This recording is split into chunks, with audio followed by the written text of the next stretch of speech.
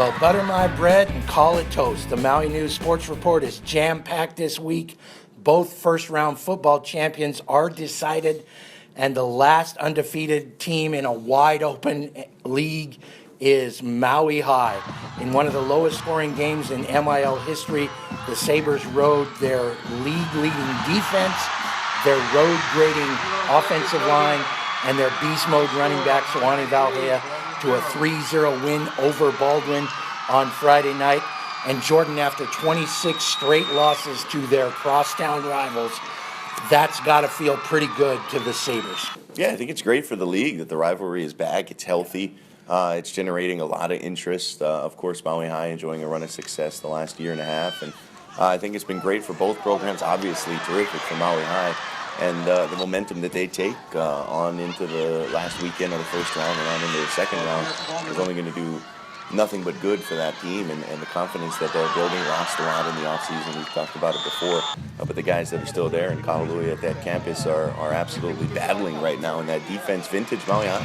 Man, no doubt about it. Leading the league in defense by a wide margin, by the way. They held Baldwin's league-leading offense to 243 yards. That's about 180 less than the Bears had put up in the first two MIL games.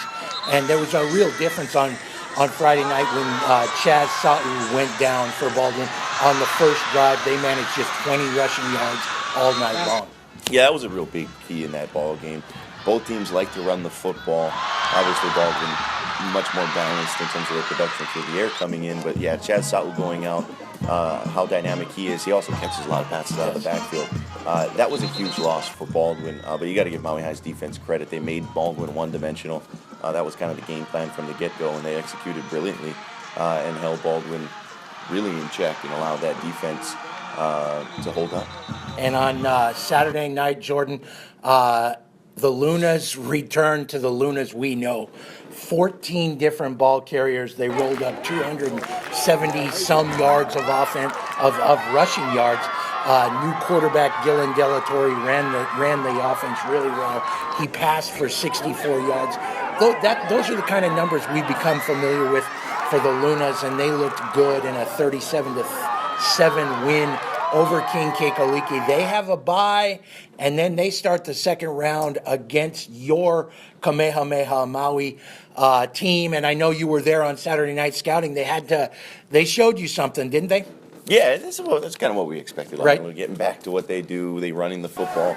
That defense has been good all year, really. Against Maui High a week ago, they held Maui High to 14 points on a reverse and a really short field. Other than that, they played Maui High pretty evenly. So this Lahaina Luna team has showed a lot up to this point. Last night, I think it all kind of just came together on both sides of the football. And Delatorre had been playing kind of in spot duty, played a bunch in their opener against us. And he kind of settled in as they kind of change up the look a little bit offensively. But yeah, it was much like vintage Maui High on Friday night. Lahaina Luna right back to that kind of old school approach, and played very, very well on homecoming night on Saturday. No doubt about it, and certainly the homecoming atmosphere added to the win, no doubt about it, and some frustration taken out, and now they have a week to prepare for that second round, and I expect the second round in MIL play, Baldwin's going to come back strong. I'm sure of that. Lahaina Luna's going to come back strong, and we are going to have a very interesting second round of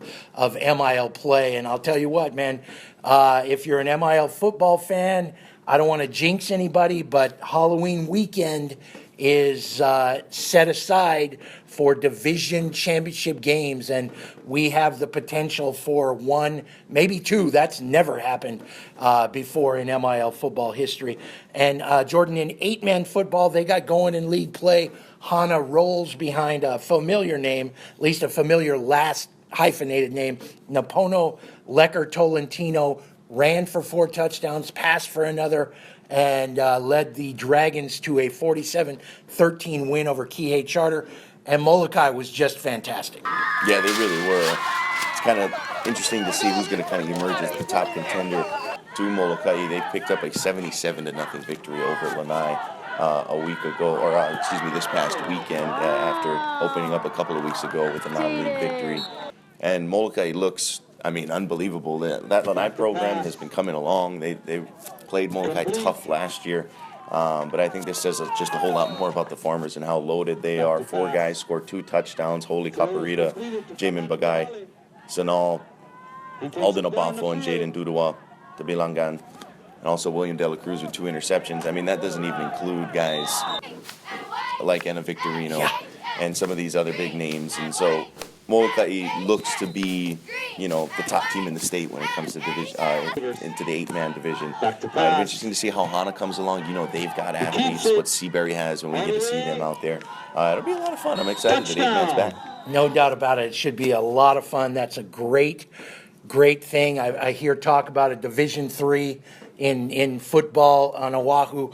I say we've already got that plan, 8-man football. That's just me talking my opinion, but it is a great game. It really is, and it lets those smaller schools compete in football, and it's a special thing for those schools and those communities, no doubt about it. Jordan, we're through the first round of play in girls volleyball, and some familiar names at the top of those standings. Yeah, Kamehameha Maui at 5-0, Kinke Kalike at 4-1. Maui High's in third place at 2-3. It's going to be an interesting battle with them. Ball in Lahaina Luna for that 3rd seed, most likely. As it always kind of does, it comes down to Kamehameha Maui and Kinke Kalike. Of course, they've got 2 more matches against each other, and that'll be a lot of fun. As last time it was rocking at Kamehameha Maui, Kinke Kalike will get a chance to defend home court in that series. Seabury Hall at 5-0, Hana at 4-1 in Division 2. Seabury looks really, really good up to this point. No doubt about it. And I'm a little disappointed. Volleyball has reverted, has changed from everybody plays everybody to division play only. You do get the chance to play your division opponents more that way, but I miss that, really that last bastion of MIL play where everybody plays everybody outside of football. Jordan, UH goes to Columbus. They played reasonably well for a long time. Our guy, Keelan Evelico, 47 total yards on 3 kickoff returns. I still want to see more of him on offense. The Rainbow Warriors lose 38-0 to the top-ranked Buckeyes, but I thought they showed a little bit, a little bit of muster. Yeah, I thought the defense played really well. Yeah. It was 17-0 in the 3rd quarter. I mean, they really kept them in the ball game. The offense struggled, as you would imagine, going up against Ohio State, and all the more reason we'll probably make this a weekly thing. We need to get Keelan on offense just a little bit more, and hopefully, it doesn't become a weekly refrain, but it kind of feels like that the last couple of years. Fastest guy on the team, maybe the fastest man in the state. Let's get him the ball any way we can. And a shout-out to former teammate of yours, Jordan, Baldwin graduate John Lotulele, the 2nd guy ever behind Kaluka Maiava to MIL graduate to play in the NFL. He made his season debut for the Jacksonville Jaguars.